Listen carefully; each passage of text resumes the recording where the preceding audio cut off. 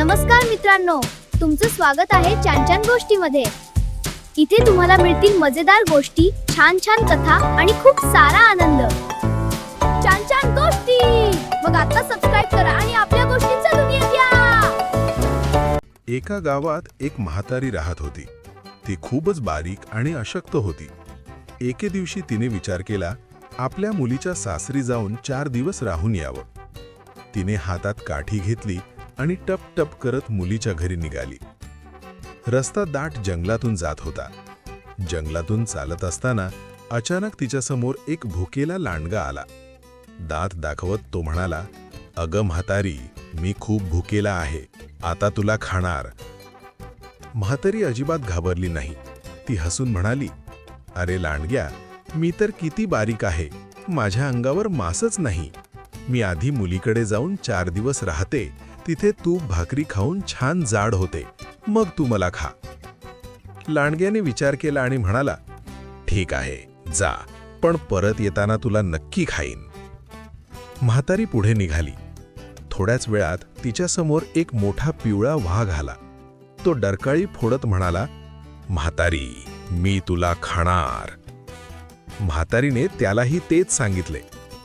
"अरे वाघ भाऊ, मी आधी मुलीकडे जाऊन 4 दिवस राहते, तिथे तूप भाकरी खाऊन जाड होते, मग तू मला खा."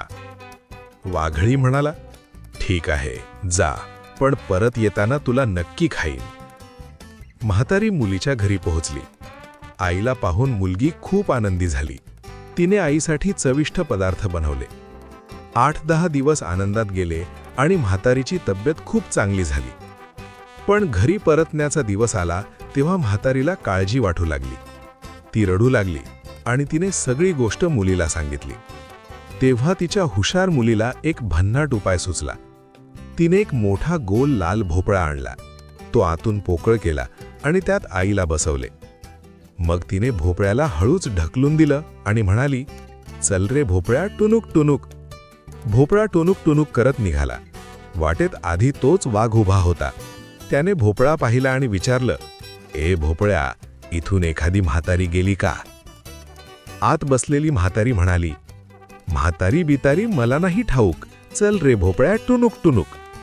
वाघ आश्चर्याने पाहत राहिला आणि भोपळा पुढे निघून गेला।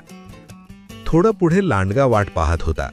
त्यानेही भोपळा थांबवून विचारलं, "ए भोपळ्या, तू म्हातारीला पाहिलंस का?" भोपळा पुन्हा गाऊ लागला, "म्हातारी बितारी मला नाही ठाऊक, चल रे भोपळ्या, टुनुक टुनुक." लांडगा डोकं खाजवत राहिला आणि भोपळा पटकन निघून गेला। अशा प्रकारे मुलीच्या चातुर्यामुळे म्हातारी वाघ आणि लांडग्याला फसवून सुरक्षितपणे आपल्या घरी परतली। गोष्ट कशी वाटली कमेंटमध्ये नक्की सांगा। चॅनलला लाईक आणि सबस्क्राईब करायला विसरू नका।